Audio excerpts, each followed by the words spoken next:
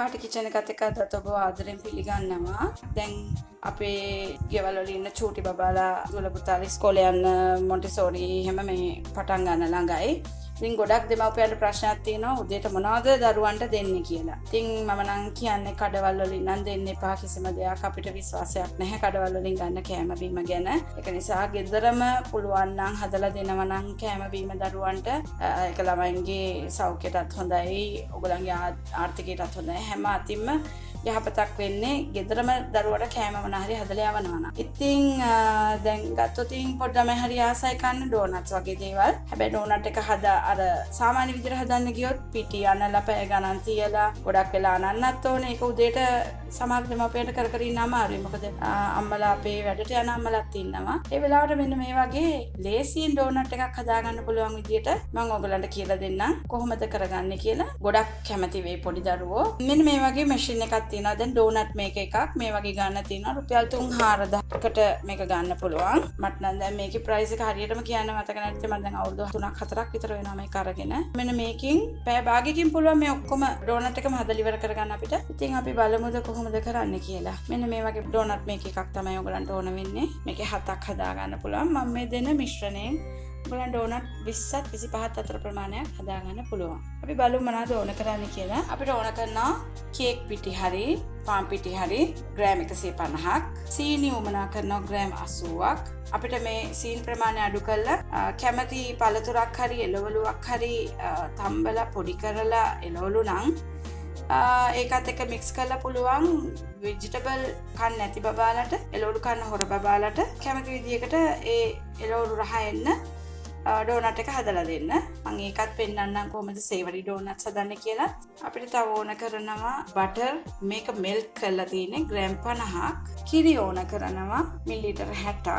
බිත්තර 2යි, වැනිලා තේ හැන්දක්, baking powder තේ හැන්දක්, ලුණු තේ හැඳි භාගයක්. මෙන්න මේ ද්‍රව්‍ය ටික විතරයි අපිට ඕන කරන්නේ අපේ මේ ඩෝනට් එක හදාගන්න. අපි බලමු ඉස්සෙල්ලාම අපිට කරන්න තියෙන්නේ බිත්තර ටිකයි සීනි ටිකයි හොඳට බීට් කරගන්න ඕනේ. අපි දැන් බීටර් එකට බිත්තර දෙක එකතු කරගන්නවා. එකටම සීනි ග්‍රෑම් 80 එකතු කරලා බීට් කරගන්නවා. ඒ අතරේ අපි අපේ පිටි එකට බේකින් පවුඩර් තේ හැඳ එකතු කරගන්නවා. මේ වගේ විනාඩි 3ක් විතර බීට් කරගත්තට පස්සේ බිත්තරයි සීනි අපි එකතු කරනවා. පිටි ටික එකතු කරනවා. පිටි ග්‍රෑම් 150. ඒකටම අපි ලුණු තේ හැඳි භාගෙත් එකතු කරගන්නවා. ඒකත් අපි බීට් වෙන්න දෙනවා. අපි කිරි මිලිලීටර් 60 එකතු කරගන්නවා බීට් වෙන අතරේ.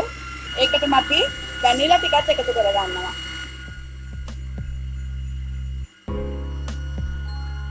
අපි මේකට දැන් මෙල්ට් කරගත්ත බටර් ටික එකතු කරගන්නවා.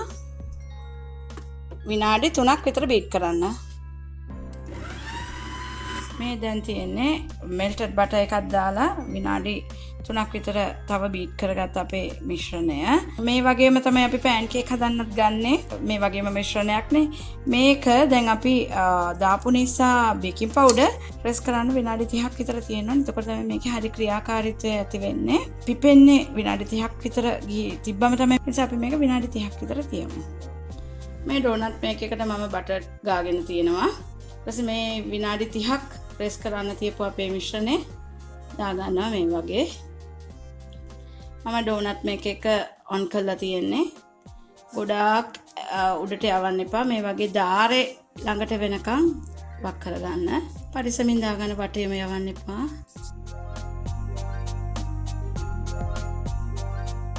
මේක දැන් වහලා ග්‍රීන් ලයිට් එක එනකන් ඉන්න ඕනේ අපි.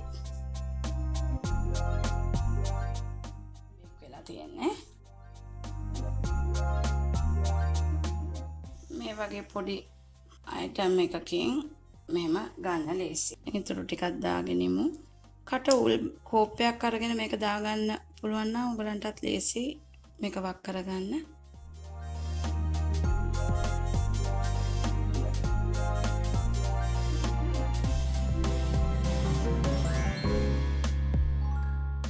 විදිහට තමයි මම හදාගත්ත ඩෝනට්ස් එක දැන් තියෙන්නේ.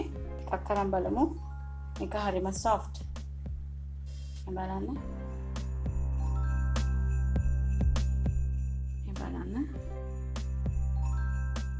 දැන් glaze එකක් හදාගමු උඩින් දාන්න.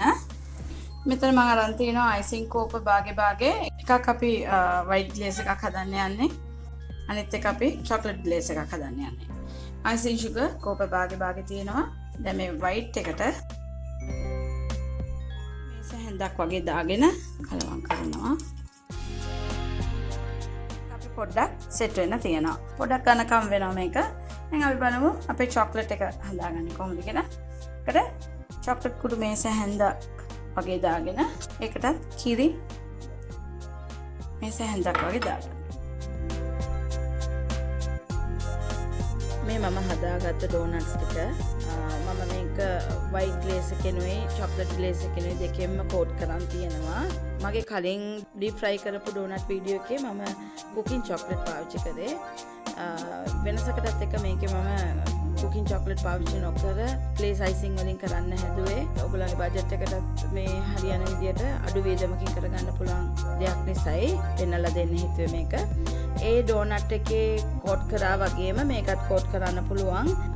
මේකට මම white glaze එකට අරන් තියන්නේ icing sugar කෝප භාගයකට කිරි මේ සැහැන්දක් වගේ දාලා ඒක ඔයගොල්ලන්ට දිය වෙන ප්‍රමාණයෙන් ගොඩාක් දියාරුණොත් ඔයගොල්ලෝ තව icing sugar ටික කරලා coat කරගන්න පුළුවන් විදියට ඩෝනට් එක coat කරගන්න පුළුවන් විදියට හදා ගන්න ඕනේ icing එක. තව chocolate එකට මම icing sugar කෝප භාගයට කොකෝ powder දාගෙන තියෙනවා ග්‍රෑම් 25ක්.